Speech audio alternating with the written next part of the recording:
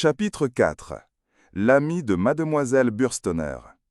Les jours suivants, il fut impossible à K d'échanger le moindre mot avec mademoiselle Burstoner. Il essaya de l'approcher des plus diverses façons, mais elle s'entendit toujours à l'empêcher de réussir. Il essaya de revenir chez lui aussitôt sorti du bureau et de rester sans lumière dans sa chambre à observer le vestibule du fond de son canapé. Si la bonne, croyant la chambre vide, enfermait la porte au passage, il se levait au bout d'un moment et la rouvrait. Le matin, il quittait son lit 1 heure plus tôt que de coutume pour tenter de rencontrer mademoiselle Burstoner seule quand elle se rendait au travail.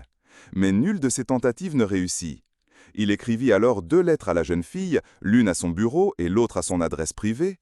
Dans ces missives, il cherchait à justifier une fois de plus sa conduite, s'offrait à toute satisfaction, promettait de ne jamais dépasser les limites que mademoiselle Burstoner lui imposerait et ne lui demandait que de lui offrir un entretien, ajoutant qu'il ne pourrait parler à madame Grubach tant qu'il ne l'aurait pas vue elle-même. Il lui disait, pour terminer, qu'il attendait chez lui tout le dimanche suivant un signe d'elle qui lui permit d'espérer le succès de sa demande ou lui expliquait tout au moins les raisons de son insuccès. Raisons inimaginables puisqu'il lui promettait de faire tout ce qu'elle voudrait. Les lettres ne lui revinrent pas, mais il n'eut aucune réponse. En revanche, le dimanche suivant, il put voir se produire un signe d'une suffisante netteté. Dès le matin, par le trou de la serrure, il aperçut dans le vestibule un mouvement particulier qui ne tarda pas à s'expliquer. Une jeune fille qui donnait des leçons de français, c'était d'ailleurs une Allemande et elle s'appelait Montag, être fragile, pâle et légèrement boiteux, qui avait habité jusque-là dans une chambre à part, déménageait pour venir loger avec mademoiselle Burstoner. Elle rôda pendant des heures dans le vestibule. Il lui restait toujours quelques livres oubliés à aller chercher dans son ancienne chambre et à porter dans son nouvel appartement. Quand madame Grubach vint servir à K son déjeuner, depuis qu'elle l'avait irrité, elle assumait elle-même tout son service, il ne put se retenir de lui adresser la parole pour la première fois depuis le fameux soir. « Pourquoi y a-t-il donc aujourd'hui un pareil bruit dans le vestibule » demande-t-il en se servant le café. « Ne pourrait-on y mettre fin? N'y a-t-il pas d'autre jour que le dimanche pour faire les nettoyages ?» Bien qu'il n'eût pas regardé madame Grubach, il remarqua qu'elle poussait un soupir comme une personne soulagée. Elle voyait une sorte de pardon, ou tout au moins une sorte de début de pardon, jusque dans ces questions de K. « Ce n'est pas un nettoyage, monsieur K, dit-elle, c'est simplement madame Montag qui déménage pour aller chez madame Burstner et qui transporte ses affaires. » Elle n'ajouta rien, attendant de savoir comment K prendrait la chose et s'il lui permettrait de continuer à parler. Mais K la laissa d'abord faire en silence un moment en remuant pensivement la cuillère dans son café. Puis il la regarda et dit: « Avez-vous déjà abandonné vos anciens soupçons au sujet de madame Burstner ?»« Ah, monsieur K, répondit alors madame Grubach, qui n'attendait depuis le début que cette question, en tendant vers K ses mains jointes, « vous avez pris dernièrement si tragiquement une remarque de rien du tout. J'étais bien éloigné de songer à vous blesser, ni vous, ni qui que ce fût. Vous me connaissez depuis assez longtemps, monsieur K, pour pouvoir en être convaincu. Vous ne pouvez pas savoir ce que j'ai souffert ces jours derniers. Et quoi? C'est moi qui irais calomnier mes locataires. Et vous, monsieur K, vous le croyez et vous disiez qu'il fallait vous donner congé. Vous donner congé. » Cette dernière exclamation se perdit dans les larmes. Madame Grubach porta son tablier à son visage et se mit à sangloter bruyamment. « Ne pleurez donc pas, dit K en regardant par la fenêtre, car il ne songeait qu'à madame Burstner et qu'elle allait héberger une jeune fille dans sa chambre. Ne pleurez donc pas, répéta-t-il en se retournant vers sa propriétaire. Et, en voyant qu'elle pleurait toujours, « Moi non plus, je n'avais pas parlé aussi sérieusement que vous le pensez. Nous nous sommes mépris tous deux. Cela peut arriver, même à de vieux amis. » Madame Grubach baissa un peu son tablier pour voir si K faisait vraiment bon visage. « Eh oui, c'est comme ça, dit K. » Et comme l'attitude de madame Grubach semblait montrer que le capitaine n'avait rien dit, il osa même ajouter: « Croyez-vous donc vraiment que je pourrais me brouiller avec vous pour une étrangère ? » « C'est justement ça, monsieur K, dit madame Grubach, car elle avait le malheur de dire toujours ce qu'il ne fallait pas dès que la contrainte l'abandonnait. Je ne cessais de me demander pourquoi monsieur K s'occupe-t-il tant de madame Burstner? Pourquoi se dispute-t-il avec moi alors qu'il sait que de sa part le moindre mot peut m'empêcher de dormir? Je n'ai rien dit de la demoiselle que ce que j'avais vu de mes yeux. » K ne répondit pas, car il n'aurait pu s'empêcher de mettre madame Grubach à la porte au premier mot et il ne voulait pas le faire. Il se contenta de boire son café et de faire sentir à madame Grubach la superfluité de sa présence. On recommençait à entendre dehors le pas traînant de mademoiselle Montag qui traversait le vestibule. « Entendez-vous » dit K, en indiquant le couloir du bout de l'index. « Eh oui, dit Madame Grubart en soupirant, je voulais l'aider et même lui prêter la bonne, mais elle est très entêtée, elle a tout voulu déménager elle-même. Je m'étonne de la conduite de Madame Bürstner, je suis souvent lasse de garder Mademoiselle Montague, et voilà que Mademoiselle Bürstner la prend maintenant dans sa chambre. Pourquoi vous en inquiétez ? Dit K, en écrasant un restant de sucre dans sa tasse. Cela vous cause-t-il quelque tort ? Non, dit Madame Grubart, en lui-même ce déménagement me fait même plaisir, car il me laisse une chambre à donner à mon neveu le capitaine. Je craignais depuis longtemps qu'il ne vous eût dérangé en restant dans le salon où j'avais été obligé de le loger, car il ne se gêne pas beaucoup.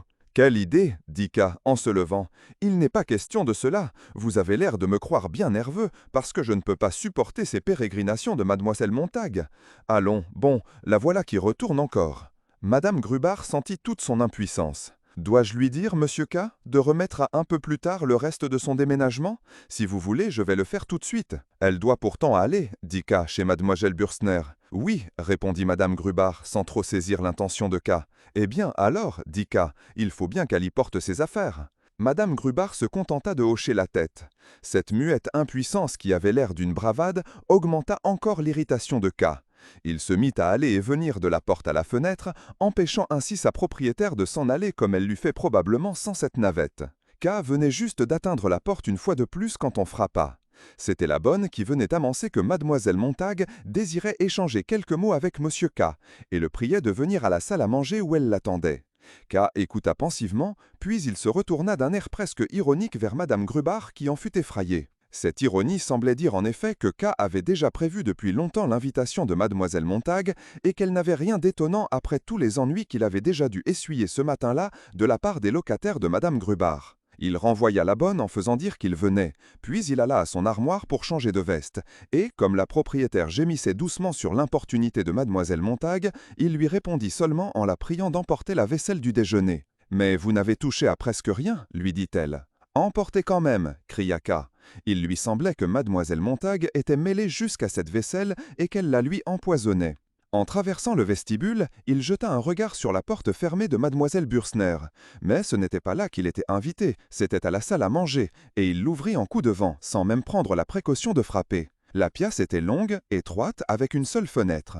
Il y avait juste assez de place pour permettre de disposer obliquement un buffet de chaque côté de la porte, tout le reste de l'espace étant occupé par une longue table qui commençait près de l'entrée et arrivait jusqu'à la grande fenêtre qui en était rendue presque inabordable.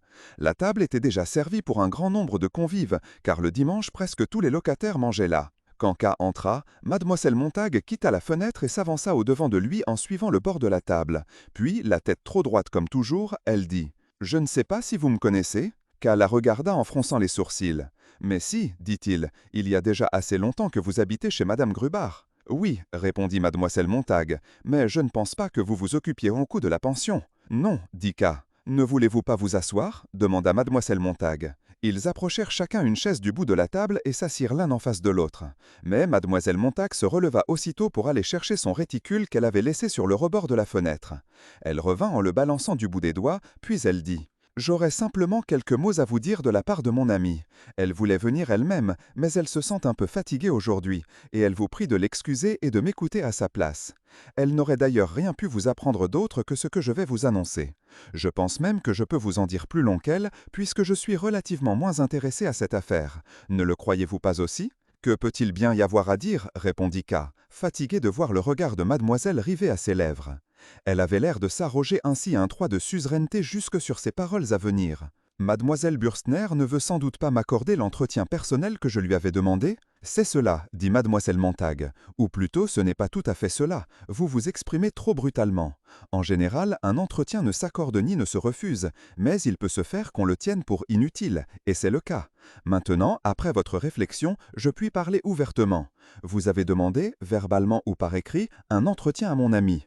Or, elle connaît, c'est du moins ce que je suis amené à supposer, elle connaît déjà le sujet de cet entretien, et elle est convaincue, pour des raisons que j'ignore, qu'il ne pourrait servir à rien. D'ailleurs, elle ne m'en a parlé qu'hier et d'une façon très superficielle, disant que vous ne deviez pas attacher non plus beaucoup d'importance à cette entrevue, car vous n'en aviez eu l'idée que par hasard, et que vous reconnaîtriez vous-même bientôt, si vous ne l'aviez déjà fait, l'inutilité de tout cela sans explication particulière.